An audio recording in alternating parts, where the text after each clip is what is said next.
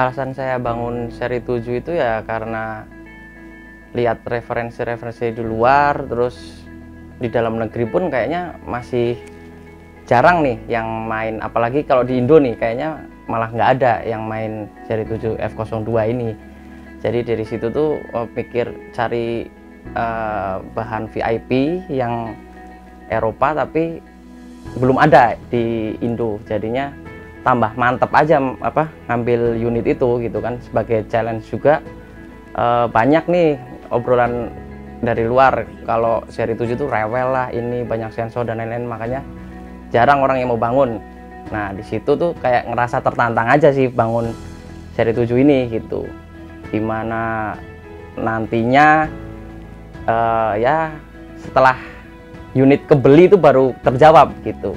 Akhirnya memutuskan seri 7 ya karena beberapa pertimbangan compare mobil-mobil yang lain juga gitu. Akhirnya ngambil finalnya ke seri 7 gitu.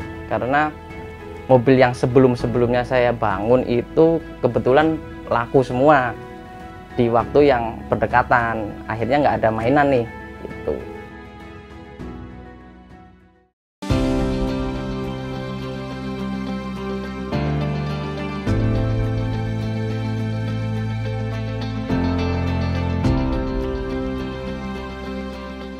Nama saya Fandri, saya dari Purwokerto. Saya seorang entrepreneur. Saya mengendarai BMW seri 7 F02 tahun 2010.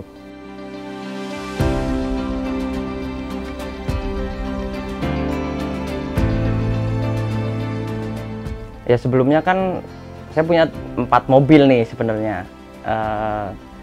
Yang racing ada 2, yang elegan 1, VIP 1 gitu. Kebetulan dalam waktu dekat itu mobil-mobilnya itu laku nih. Yang biasanya mobil modifikasi susah laku, ini kok timingnya kok berdekatan gitu. Dan kenapa sekarang diringkes jadi 1, karena kepingin inilah nggak terlalu banyak biaya Mas gitu. Sama kayaknya kok ini seri 7 ini karena mobil belum pernah saya pegang juga, dan pemahamannya ke mobil Eropa itu masih minim, harus punya banyak spare budget nih gitu.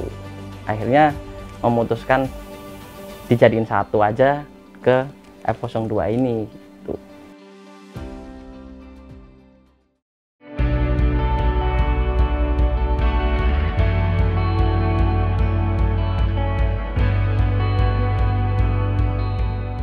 Dari saya ngambil F02 ini ya kurang lebih sekitar 4 bulan yang lalu lah.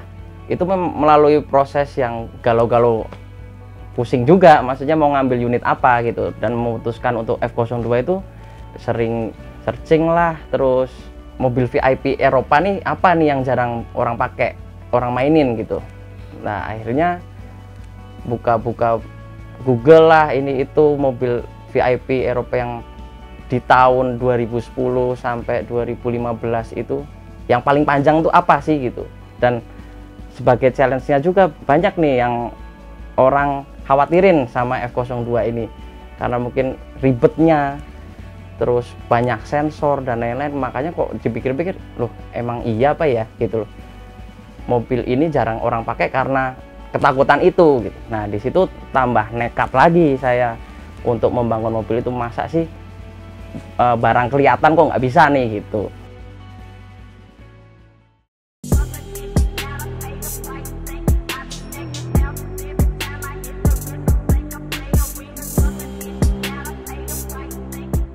Akhirnya kita ngulik mobil itu perbedaannya apa aja nih yang seri 730, 740, 750. Diulik semua sampai ketemulah perbedaan-perbedaan speknya. Dan kenapa memutuskan 730 itu ya karena beberapa faktor. Satu, kita ngobrol juga nih sama orang-orang luar kayak Backshredder, terus yang orang China gitu juga yang main di seri 7 itu banyak yang menyarankan untuk 730 aja karena nggak ribet di mesinnya gitu. Kalau sensor sih mungkin hampir sama semua lah kalau sensor, cuma ke mesinnya ini yang nggak terlalu riskan itu di 730.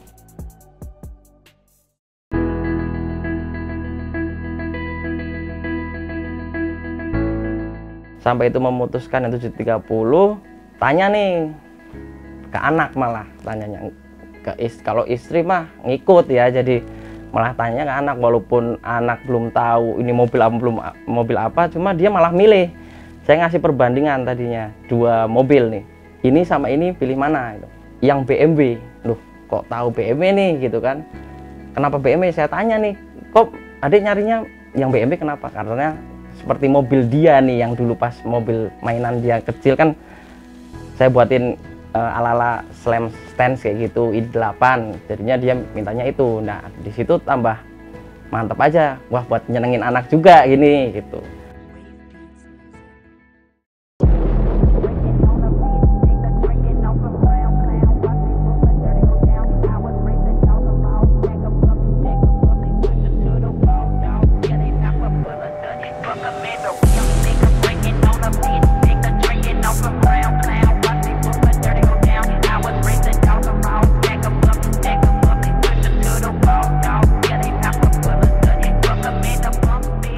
Nah, setelah itu selesai, obrolan sama anak nih yang sambil bercanda-bercanda, emang nguliklah unit yang sesuai yang diharapin, yaitu 730 F02 CBU. Itu juga nggak sengaja lagi, saya ngulik mobil itu yang harganya mungkin di atas rata-rata, dan perbandingannya sama yang CKD itu kok jauh, tapi di situ mobil nggak tertulis CBU. Iseng lah saya tanya, saya WA nih, saya WA, ternyata orangnya langsung nyaut, telepon, terus nanyain serius apa enggaknya gitu kan. Saya pingin langsung buru-buru eksekusi, karena ya udah ngebet lah, kepingin ada mainan baru gitu, karena mobil yang sebelumnya kan udah laku semua. Nah owner sebelumnya itu ternyata lagi jalan ke Semarang, mobil lagi dipakai nih gitu. Singkat cerita, ngobrol-ngobrol negosiasi, saya nggak lihat unit, cuma dikirimin historical check up-nya dan lain-lain, deal harga berapanya itu by phone semua. Dan pasti perjalanan dia pulang ke Jakarta itu mobil saya DP-in gitu. Sampai mobil itu ke Jakarta, saya nggak lihat unit sama sekali, itu mobil saya sudah lunasin. Cuma modal percaya aja, karena memang manual book, semua kelengkapan tentang mobil itu masih lengkap banget. Terus historical check up-nya itu Astra semua, itu sampai nominal harga servisnya itu masih ada.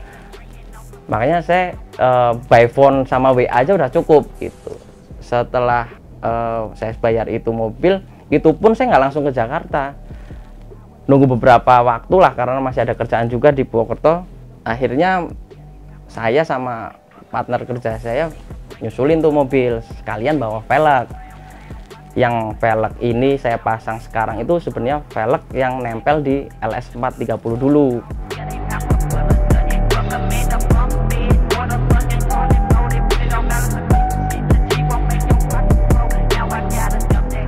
Sebelum saya berangkat juga, saya minta tolong ke ownernya. Owner sebelumnya itu suruh mobil itu dibawa ke Sarinande. Maksudnya minta tolong karena biar mempersingkat waktu saya nanti eksekusinya gitu, karena ada kesibukan di Purwokerto, jadinya minta tolong, Pak, kalau bisa mobil dibawa ke Sarinande deh gitu. Nah dia tanya buat apa, buat double PCD, suruh motong ini sama buat hole-nya dijadiin 10 gitu, biar 114 masuk, 120 masuk. Saya minta tolong ke dia, suruh sampaikan ke Mas Mul seperti ini ya, walaupun Mas Mul sudah koordinasi sih sama saya by phone gitu. Cuma Mas Mul nggak ngomong kalau ternyata di Sarinande pun itu nggak berani bongkar itu mobil kaki-kakinya, takut resiko. Padahal saya kepinginnya yang simple aja, biar satu tempat beres, habis itu geser lagi gitu, untuk mempersingkat waktu juga gitu. Ternyata dari Sarinande pun nggak sanggup untuk bongkar.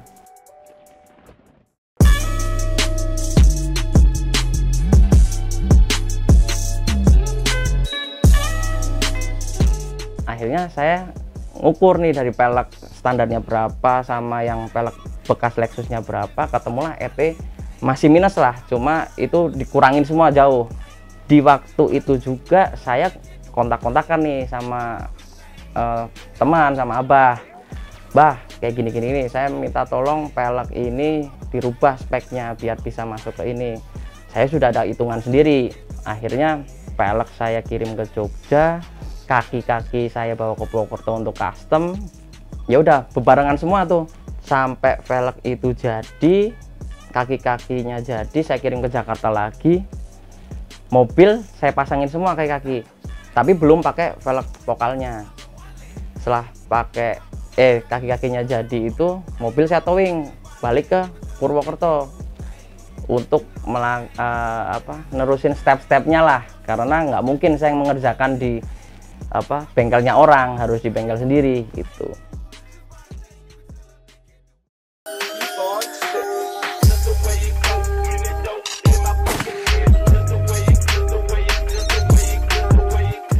Mobil balik, saya mulai pelajarin tuh kaki-kakinya seperti apa. Ya singkat cerita juga, sembari saya pelajarin semua tuh, saya udah jujur aja sudah pesan untuk Airsus yang bolt outnya. Airsus bolt on saya pesenin, cuma kan nggak langsung datang tuh, harus PO juga beberapa bulan. Karena ketidaksabaran saya terhadap mobil ini, kepingin buru-buru jadi, akhirnya saya memutuskan mobil ini full custom semua. Dan yang paling PR di mobil ini pertama-tama itu dari suspensinya, karena satu suspensi itu ada 3 sektor sensor nih, yang notabene nggak ngerti ini tuh fungsinya apa tadinya. Dari situ belajar ya, sambil searching juga, sampai ya komunikasi lah sama orang-orang luar juga itu yang kayak backshredder, terus orang China di sana. Apa sih kesulitannya ini?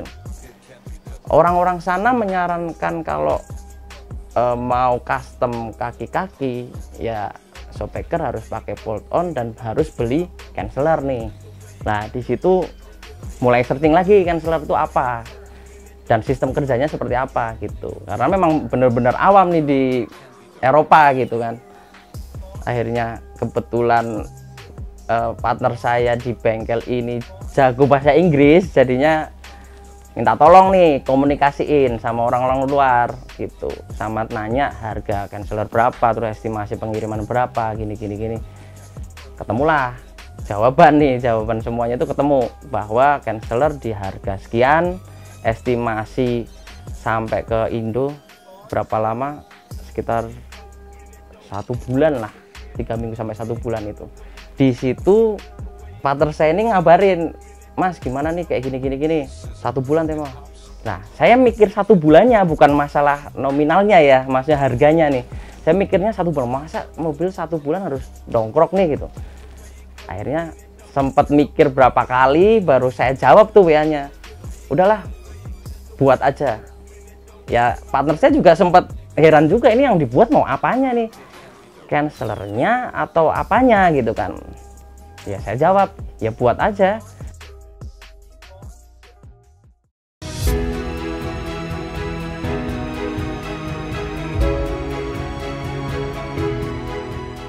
Akhirnya diulik nih ya kan, sekarang referensi itu banyak ya, jadi kayak di web, terus browsing di Google dan lain-lain ya, itu sebagai informasi untuk kita juga, untuk pembelajaran juga. Jadi apalagi ya kayak referensi mobil-mobil yang tren zaman sekarang juga di web-web sekarang ini rame juga, kayak di web Intersport, terus ya kita juga ada media juga sih, jadi kayak Elistone juga banyak lah media partner itu yang ngasih edukasi soal modifikasi. Nah kita ngulik tuh di situ, akhirnya dia dapat konstruksi DDC seperti apa, cara kerja seperti apa.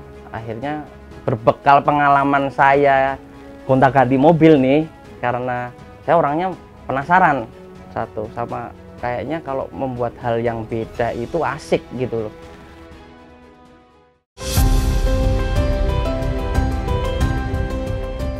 referensi di luar pun itu jarang F02 orang main, apalagi di Indo nih nggak ada. Dari situ tertantang, oh gimana caranya kita bikin mobil di Purwokerto, buatan Purwokerto nih, yang menepis kekhawatiran orang-orang tentang seri 7. Nekat saya itu buat, saya obrolin itu ke partner saya, udah kalau kayak gini aku udah ya sedikit-sedikit aku punya gambaran nih gimana cara ngakalin sensor di DC-nya gitu. Ya kan orang Indonesia itu terkenal ngakal-ngakalin ya kalau soal yang kayak gitu-gitu, cuma yang ngakalinnya positif, bukan ngakalin negatifnya. Ngakalin gimana kita pakai budget hemat tapi bisa maksimal gitu-gitu, nggak harus semua aftermarket gitu-gitulah. Nah di situ tuh beda argumen nih sama partner, dia masih ngeyel, mas masa sih gini-gini bisa gitu kan, orang luar aja aku ngobrol itu beli canceler semua gitu. Makanya dari situ saya tertantang, ya udah coba, ini kan mumpung mobil saya sendiri, jadi mau saya apa-apain saya lebih pede, bukan mobilnya customer gitu. Jadi kalau terjadi sesuatu yang tidak diinginkan ya resiko saya gitu, tidak menambah beban karena itu mobil customer gitu. Akhirnya saya nekat aja, udah intinya buat, daripada nunggu 1 bulan mobil nggak jalan, udah akhirnya buat.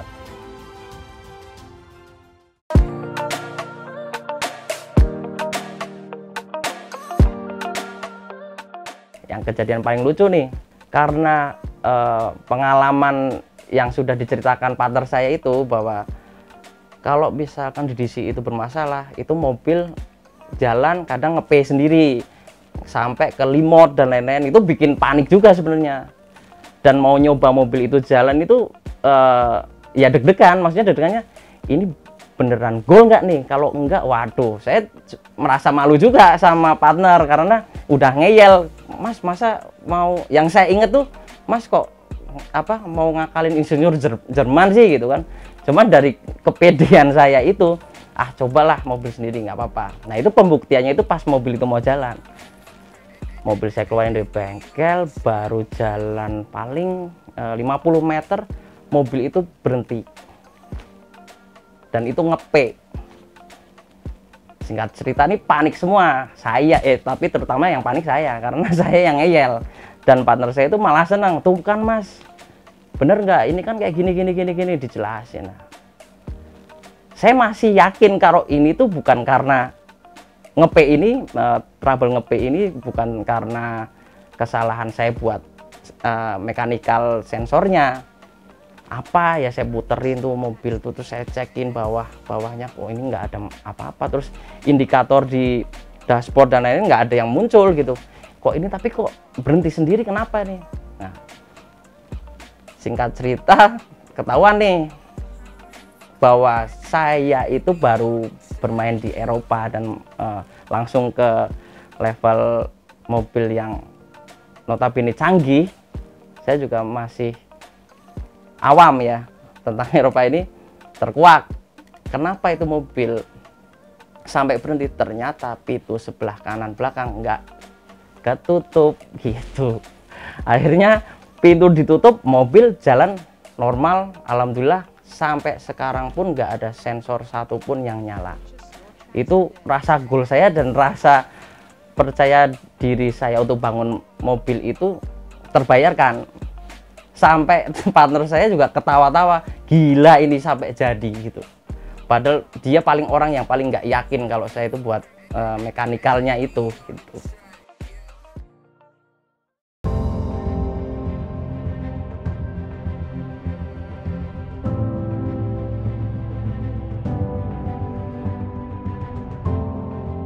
Nah setelah mobil itu jadi kan rasa goalnya tuh ada tuh, wah ini jadi nih, maksudnya canceler ala-ala orang Purwokerto gitu.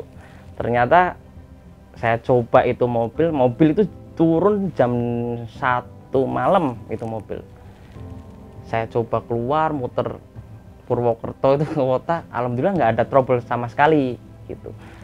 Dan memang mobil custom itu nggak ada yang bisa mungkin ya 1 kali langsung jadi, itu nggak ada, karena semua itu custom dan butuh try and error gitu kan.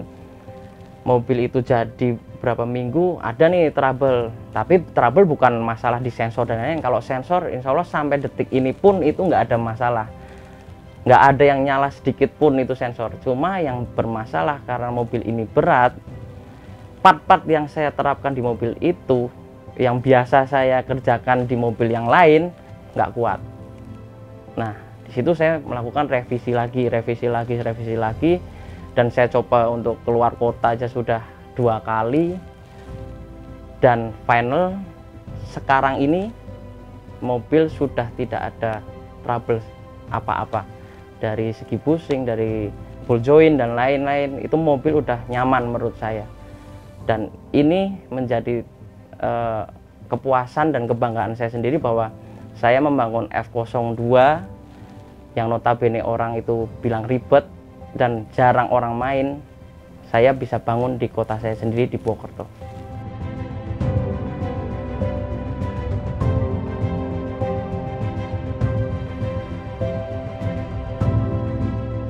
Jadi modifikasi yang saya lakukan di BMW F02 saya itu, saya menitik beratkan sih dari awal memang di undercarriage dulu gitu, karena sebagai challenge itu di situ. Nah, setelah itu goal ya baru merambah ke body, itu paling dikit lah saya main, cuma add-on itu saya buat add-on tanam gitu-gitu. Tapi memang idealis saya kepingin punya mobil yang berbentuk standar, cuma di undercarriage-nya itu agresif gitu. Gimana velgnya itu lebar tapi bisa nelen nih tanpa adanya wide body lah yang disobek-sobek kayak gitu tuh enggak, karena memang lagi kepingin yang semuanya itu natural, tapi menitik beratkan ke kaki-kaki yang agresif gitu. Makanya tidak ada perubahan yang signifikan di body, cuma penambahan add-on aja, dan interior masih standar. Terus paling knalpot sih, yang knalpot ini memang lagi order cuma belum sampai, paling di sektor-sektor itu aja, karena kepinginnya mobil ini bisa dipakai daily dengan nyaman. Terus air in-nya saya anggap ini udah oke ya, karena udah pas lah dari setupnya untuk jalan sampai ke air out-nya, ini udah pas kalau menurut saya. Untuk velg sih pakai Pokal ring 20, lebar 9,5 10,5, ET -20 -10.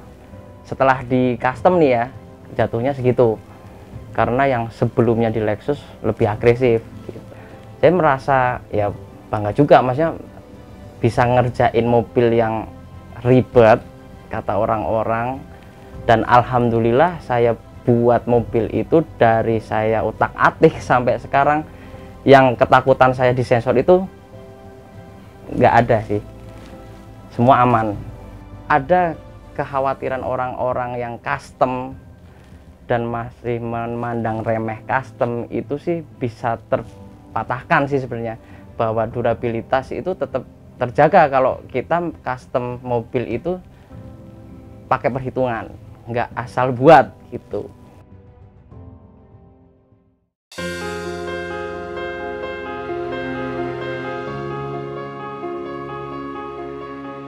Titik goalnya itu tingkat kesulitan yang saya khawatirkan sebelumnya, dan sampai diapresiasi baik itu terutama keluarga, itu sebagai hadiah lah buat saya, bahwa mobil ini selesailah challenge-nya kayak gitu. Makanya banyak yang bilang nih, kenapa sih pakai nyoba mobil-mobil yang aneh, yang orang pada takut, terus gimmick-gimmick ini negatif lah, mobil ini susah lah, ini ribet, dan ya kayak gitulah ketakutan orang-orang tentang mobil itu saya mainin ya, karena pria punya selera.